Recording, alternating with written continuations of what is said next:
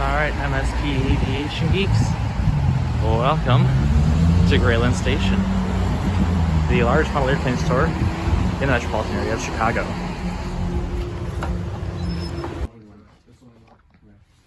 Alright, yeah, it's everything you make them, but then you make a bunch and you make It's incredible.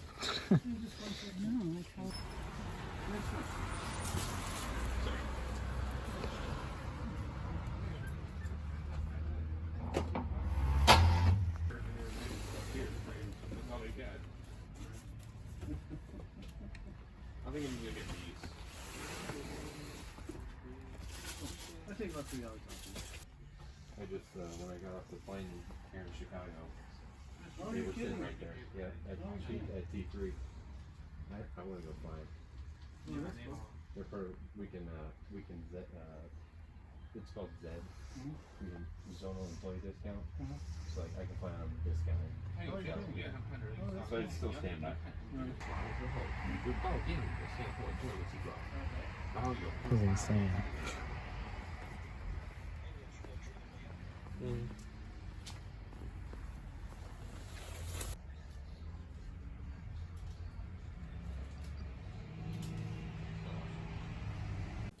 Hello everybody, and welcome to the second portion of the video where we are doing the unboxing.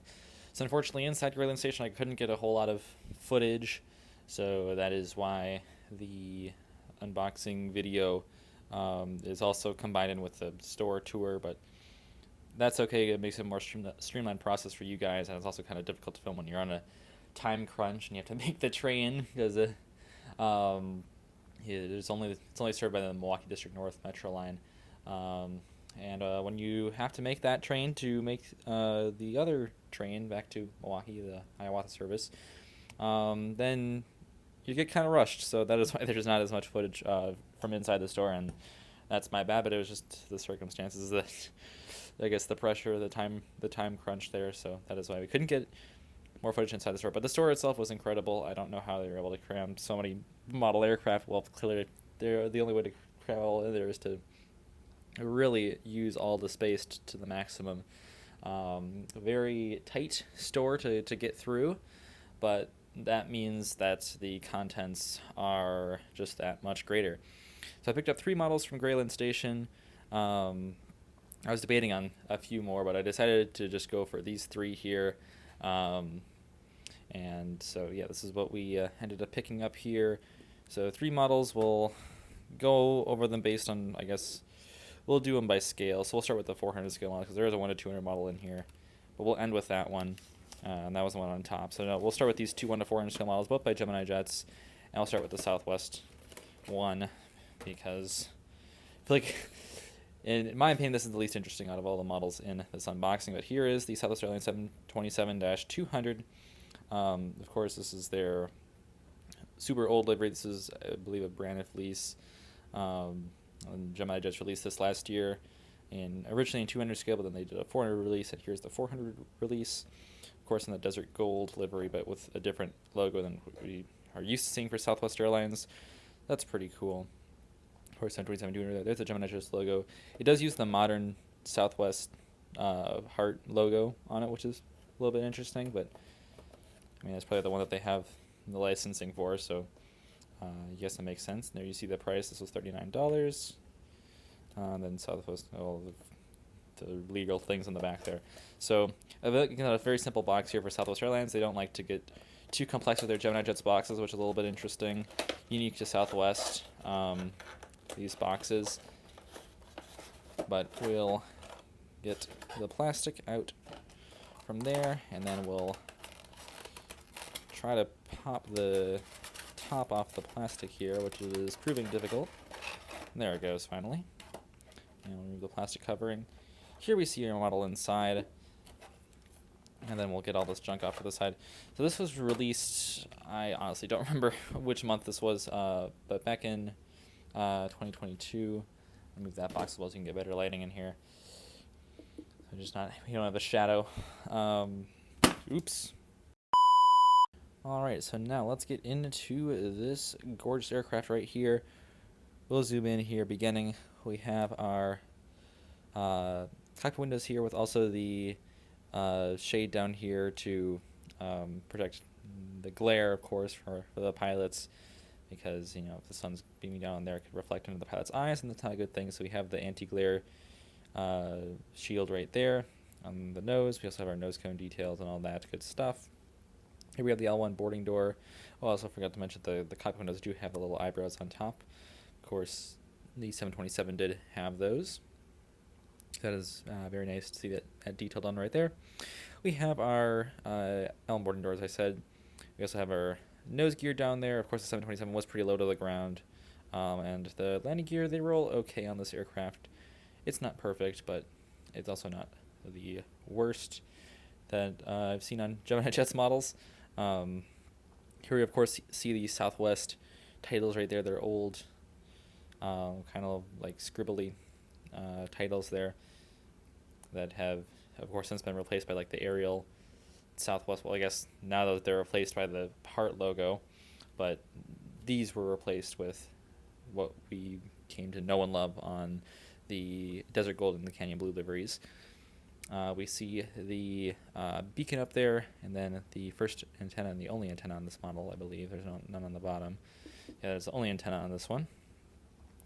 Here we see our overwing exits, which I kind of like on old aircraft like the 727, and then there are also examples on like the Mad Dogs, where there's at least a window or two here in between the two overwing exits. I think that's kind of fun, and not really done anymore. That's pretty unique to older aircraft like the Mad Dogs and 727 here.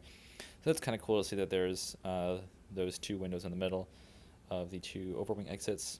But then we see here are the wings. They're quite well detailed with the exit paths, and then all of the, of course, slat flaps and speed rake, aileron details, all that good stuff that they get on there.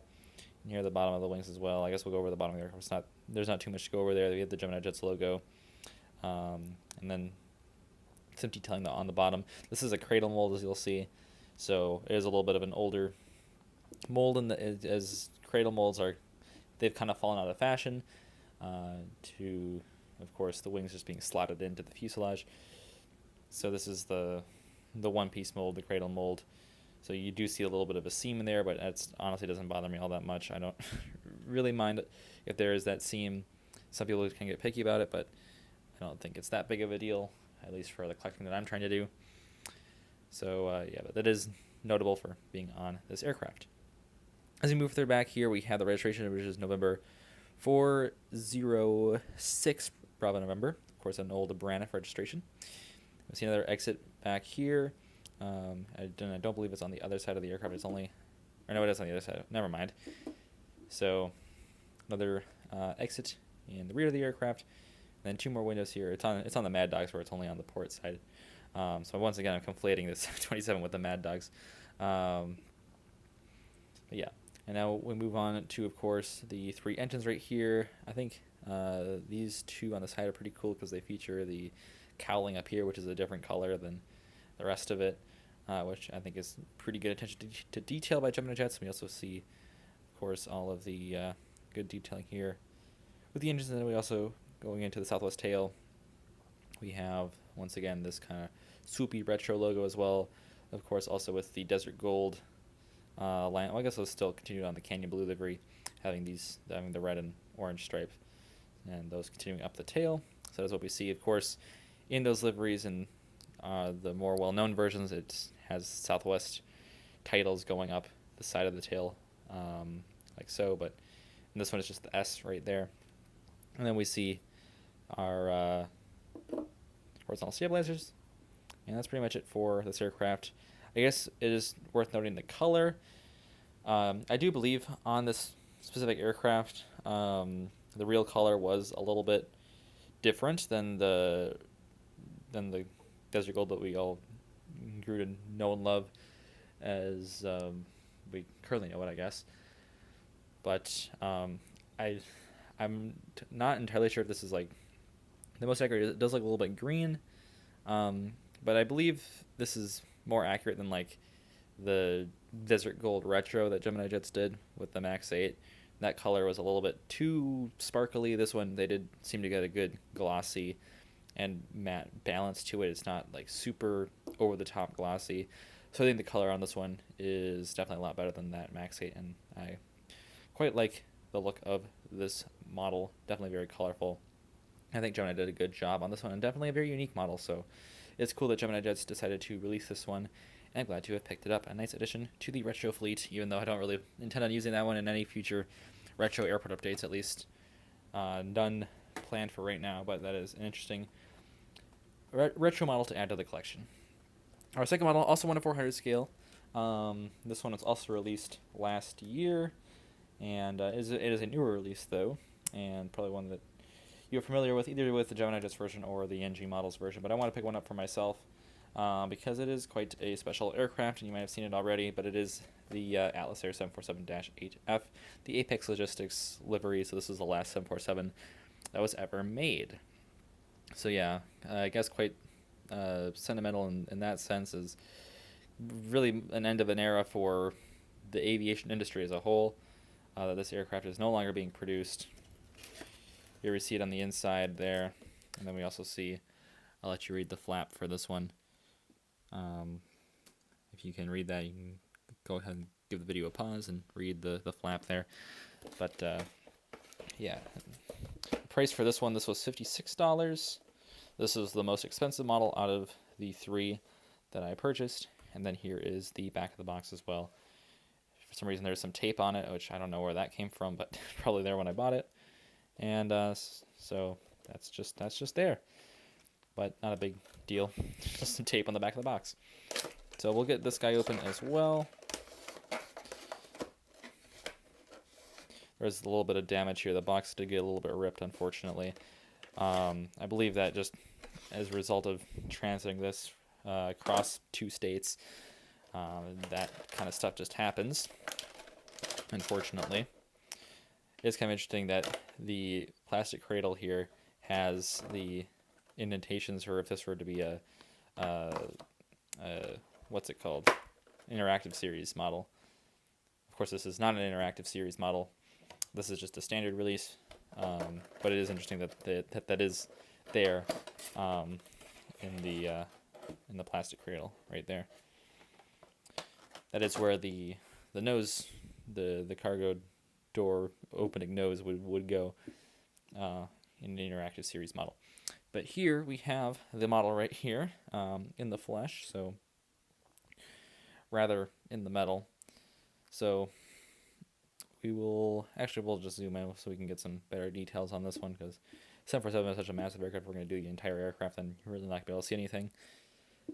So yeah, here we have, of course, our cockpit windows, and as I previously mentioned, this is where the nose cone, it would open up like so, but obviously I can't do that. This is just solid.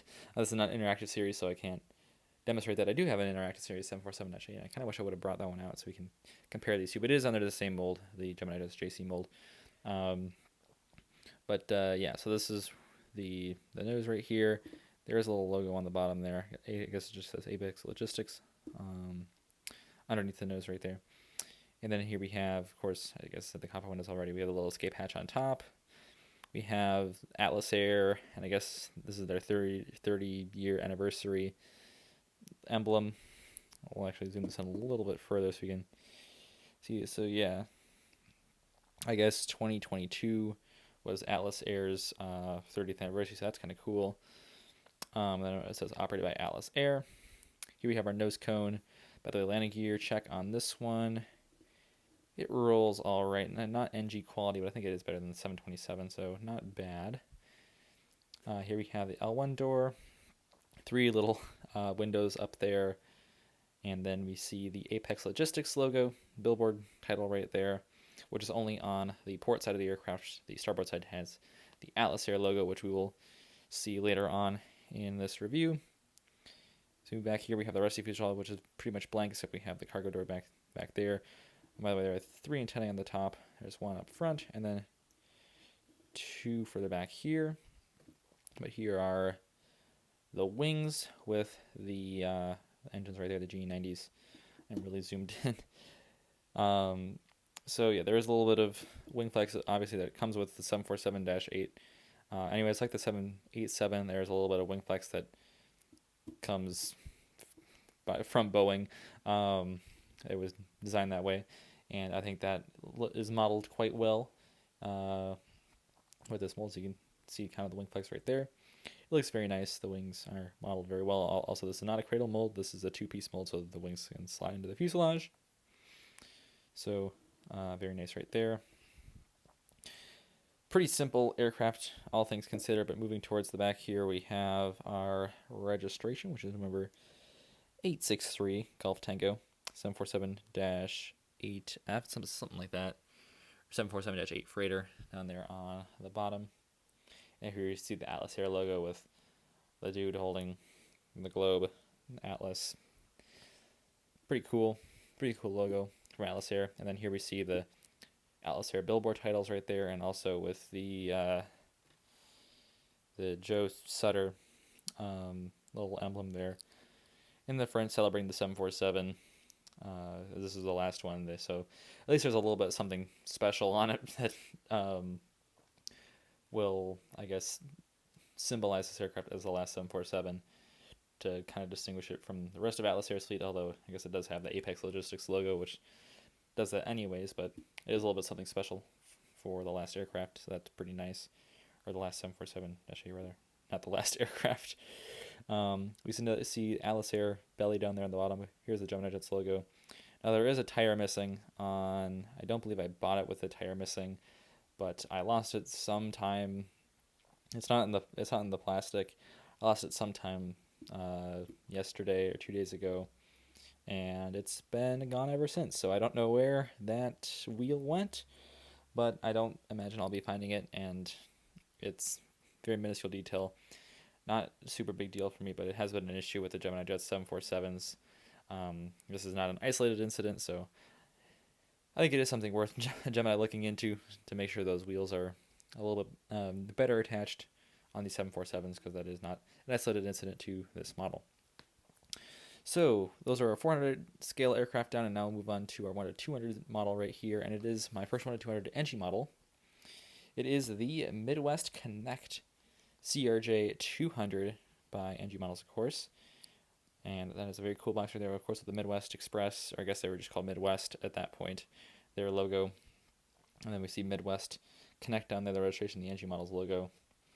Here's the side, we see Midwest Connect, also the price in this one was $55, so $1 cheaper than the 747. On the back, we see the item number right there. I'm not sure when this aircraft was released. This was a few years ago. I want to say something like 2019. So one of my oldest NG models then. So yeah, here's the box. Looks pretty cool, but we'll get it opened up here. Unfortunately, like the 747, it did also get ripped, but this one has a little bit of a bigger rip in it. And that one I did buy with some damage to the box, so that's not great. But also, the box is, I mean, it is important to keep your boxes and have them be in good condition, because it does, improve the resale value of the model, but I don't intend on reselling this model in particular. I kind of just want to keep this one as a 1 to 200 model, so it is a little bit, more special in that sense. I believe it is also my 5th 1 to 200 model, that is not counting Skymarks. If I can get the box out here with one hand. There we go. And of course, it does feature the old NG models styrofoam thing here. Did not feature the bottom plastic piece, which is a little bit concerning, and I only realized it after I bought the model. But the model is still well protected inside the styrofoam here, so we'll shimmy it out, and there it is. First 1 to 200 CRJ 200, first NG model 1 to 200 model in the collection, and a nice retro aircraft as well here. So 2 retros out of the 3 models that I ended up buying here. So that's kind of fun right there. And I guess the 747 is paying homage to older times. Got really zoomed in right there, but we're going to get zoomed in anyway, because we want to really go over all the details on a 1 to 200 model, just because they are more detailed in general. So here we see actually we'll start with the nose cone up there. It's very well detailed. There is a little bit of a detailing right there for a pitot tube, pitot probe right there. And then we see our cockpit windows right here, which definitely look a lot bigger on the 200 scale version than on the 400 scale version. So that's very nice to see. Very well detailed cockpit windows, and yeah, very well printed. We see we see the escape hatch up there rather. Here we see our nose gear. By the way, I'll do the landing gear check again. The landing gear, they roll perfectly. NG models, they do a fantastic. I don't know how they do it. I'd say this every single time. I don't know how they do it with their landing gear. Sometimes it does come off. That's really only a 737 problem, but that has happened with the 737, that the landing gear does come off. But it is consistently with their models. The landing gear roll great, and except for the 737, I haven't really had too many landing gear issues with NG models. So, yeah, very nice right there. Here we see our L1 boarding door, which also has air stairs, where there's no window on it. So this would drop down, and there would be air stairs that are built into the door that you could just walk up to the aircraft. So you don't need like a jet bridge or fancier air stairs, even though that is what most airlines, at least these days, end up doing anyways. And then here we see the Midwest titles up here with the smaller connect titles above the emergency exit window right there, overwing exit. And then here we see the operated by SkyWest titles. I was surprised to see that this was operated by SkyWest, as I believe that's a Comair registration, so maybe it was originally with Comair, but it is operated by SkyWest, this particular aircraft. So that is very interesting to see right there. But yeah, cool to see that SkyWest did operate for Midwest Connect back when this was a thing. Yeah, here we have the overwing exit paths right here, going down the wing. And then also plenty of details on the wing. So they did a great job on that. Here's a winglet as well, and our main landing gear down there. There is also a stand hole down there, and we also see our wheel wells. There is an antenna missing on the bottom, and I didn't notice that after buying it, but I do believe the model was, I think it was discounted anyways because of the box damage and the antenna missing, and it is a used model. So it was a little bit unfortunate that there was some damage to it, but I got it for $55, which is not that bad for a 1/200 scale model. I mean, it was cheaper than the Atlas 747, so I'll take it for that price. I'm not too upset about it, and just move it. We'll just move on, right? I guess it's not too big of a deal for me. But yeah, as we move towards the back of the aircraft, we see our luggage door down there, and then of course the engines looking very sweet right there. Once again, just detail on the 1/200 scale models you can't really get on the 1/400 scale 0 to 200 models. Like just detailing on the engines, pretty much on the entire aircraft. I mean, the landing gear, of course, on 1/400 scale, the nose gear is just a peg in the. Just insert a little peg there in the nose to serve as the nose gear basically. So of course you can see the detail a lot better on a 1/200 scale model, and that is why these are more expensive, but also why they're a little bit, well, they're definitely higher quality and a little bit more eclectic, I guess. I definitely care for my 1/200 scale models a little bit more. Make sure they're in the good display areas. But yeah, very nice right here, very nicely molded, very nicely modeled. Once again, we see the registration here, the Midwest logo on the tail, which looks pretty cool. Yeah, definitely a very interesting livery for Midwest/Midwest Express, as what they used to be known as. I kind of dig it, honestly. I mean, like, maybe just a regional thing, because Midwest, they're obviously in the Midwest. I'm a little bit north of the I'm in northern Midwest, I suppose. So I suppose I'm in their geography. And it's also kind of fitting that I bought this aircraft on a trip to Milwaukee. Of course, it was a day trip to Chicago, but the trip was to Milwaukee. That's why I took Amtrak to Milwaukee instead of Chicago, which you may have seen that trip report already. And of course, Midwest, they were a hub in Milwaukee, so that's very nice. So I guess it's fitting geography that I ended up buying the model at Grayland Station. But yeah, glad to get a Midwest model. I wanted to get one for a while. I wanted to get a DC-9 or a 717 because they did fly a lot of those back in the day. I did not expect this one to be my first Midwest model, but I'm glad to get it. I did kind of want it for a while, but just didn't really want to pull the trigger on it. And then this opportunity just presented itself, and I figured, why not go for it? It's a 1-200 model, and I'm visiting Grayland Station, a different model airplane retailer for the first time, so I might as well make some little special out of it. And I ended up buying this model right here, and I am definitely very happy with the purchase. It is a very nice model by NG. So now we'll bring on all of the models here to do our concluding spiel, as we always do in these unboxing videos. Yeah, here are the 3 models they ended up getting from Grayland Station. All very nice. There are a few defects, but nothing too much to complain about these models. So yeah, cool checking out Grayland Station, and this video might have gotten a little bit long, but I guess it kind of kills 2 birds with 1 stone, pushing these 2 into one video. So hope you enjoyed this one. And that'll do it for today's video. I'll see you tomorrow. As always, good night. Auf Wiedersehen.